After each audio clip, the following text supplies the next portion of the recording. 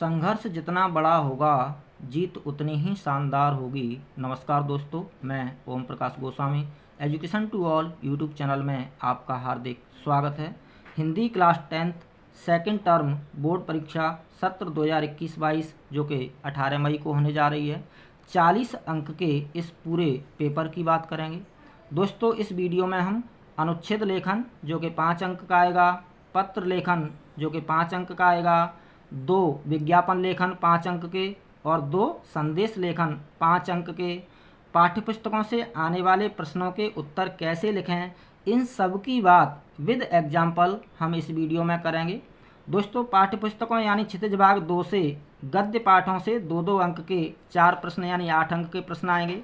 क्षितिज भाग 2 की कविताओं से 2-2 अंक के 3 प्रश्न यानी 6 अंक के प्रश्न आएंगे।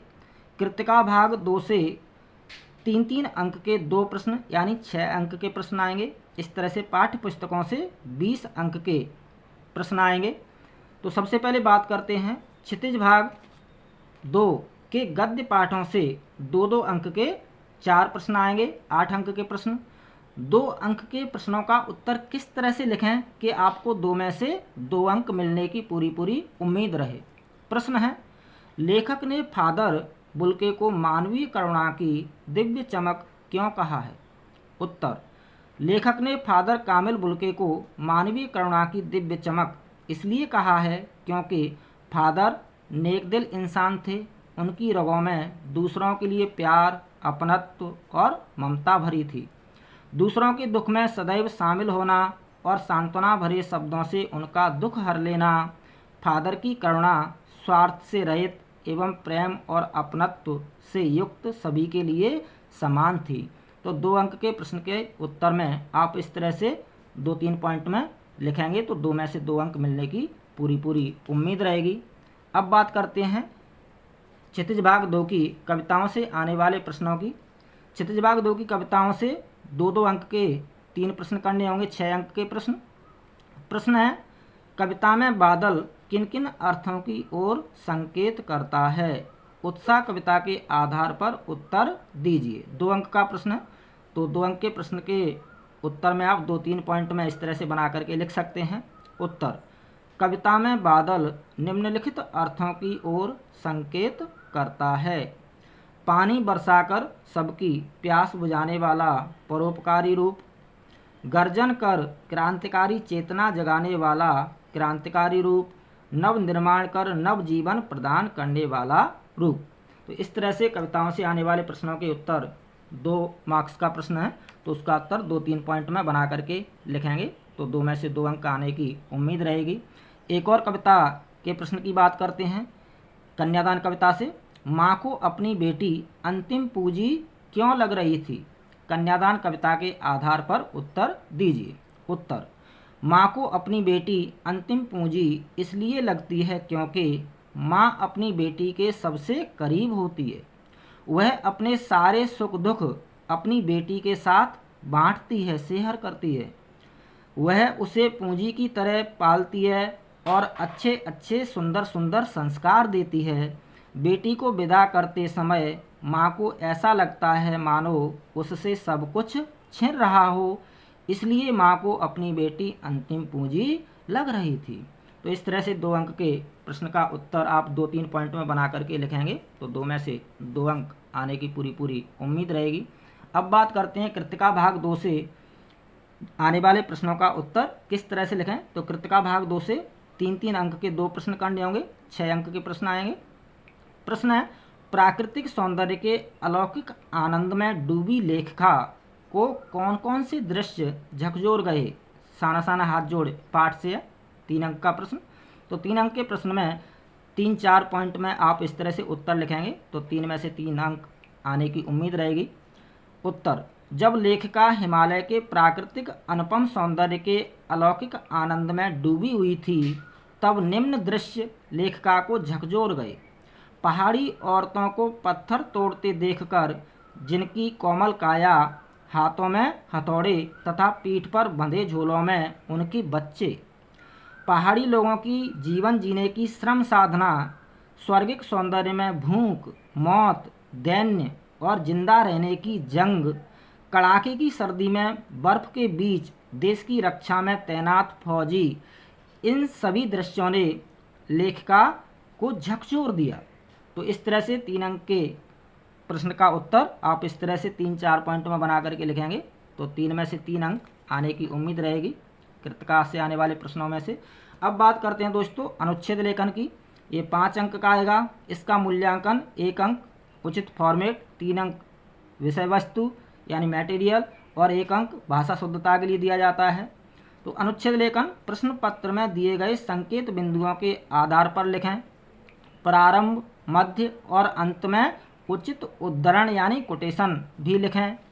यदि संकेत बिंदु प्रश्न पत्र में नहीं दिए गए हैं, संकेत बिंदु नहीं दिए जाने पर यानी प्रश्न पत्र में यदि संकेत बिंदु नहीं दिए गए हैं तो आप इस फॉर्मेट में भी उचित कोटेशन के साथ इस फॉर्मेट में भी अनुच्छेद लिख सकते हैं। भूमिका, विषय विस्तार, निष्कर्ष। विषय विस्तार यानी जिस भी टॉपिक पर आप अनुच्छेद लिख रहे हैं उसको एक्सप्लेन करना, और अंत में निष्कर्ष यानी समरी, और शुरू में, बीच में, अंत में उचित कोटेशन भी लिखें, उद्धरण भी लिखें। तो इस तरह से आप अनुच्छेद लिखेंगे तो 5 में से 5 अंक आने की पूरी उम्मीद रहेगी, आशा रहेगी। अब बात करते हैं दोस्तों पत्र लेखन की। 5 अंक का आएगा। पत्र लेखन में 1 अंक लेटर के फॉर्मेट के लिए, 3 अंक विषय वस्तु के लिए और 1 अंक भाषा शुद्धता के लिए दिया जाता है। इस तरह से 5 अंक का मूल्यांकन किया जाता है पत्र का, लेटर का। पत्र है दोस्तों, मान लीजिए आप जयपुर निवासी अनुराग गिरी हैं। पानी की उचित आपूर्ति यानी सप्लाई हेतु प्रबंधक जलदाय विभाग को पत्र लिखिए। तो यदि इस तरह से पत्र आता है तो इसका फॉर्मेट किस तरह से होगा? इस प्रकार होगा। सबसे पहले अनुराग गिरी हैं लिखने वाले इस लेटर के, और वो कहाँ के रहने वाले हैं? जयपुर। तो सबसे ऊपर यहाँ लेफ्ट साइड में जयपुर, फिर दिनांक 18/5/2022। अब लेटर किसको लिखा जाने वाला है? प्रबंधक जलदाय विभाग को। तो सेवा में श्रीमान प्रबंधक महोदय, जलदाय विभाग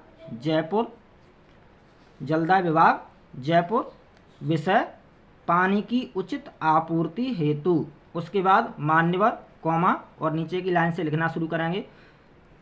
सविनय निवेदन है कि हमारी कॉलोनी में पिछले कई दिनों से पानी की आपूर्ति उचित प्रकार से या ठीक प्रकार से नहीं हो रही है, जिसके कारण हमें कई समस्याओं का सामना करना पड़ रहा है। आपसे निवेदन है कि पानी की उचित आपूर्ति करवाने की कृपा करें।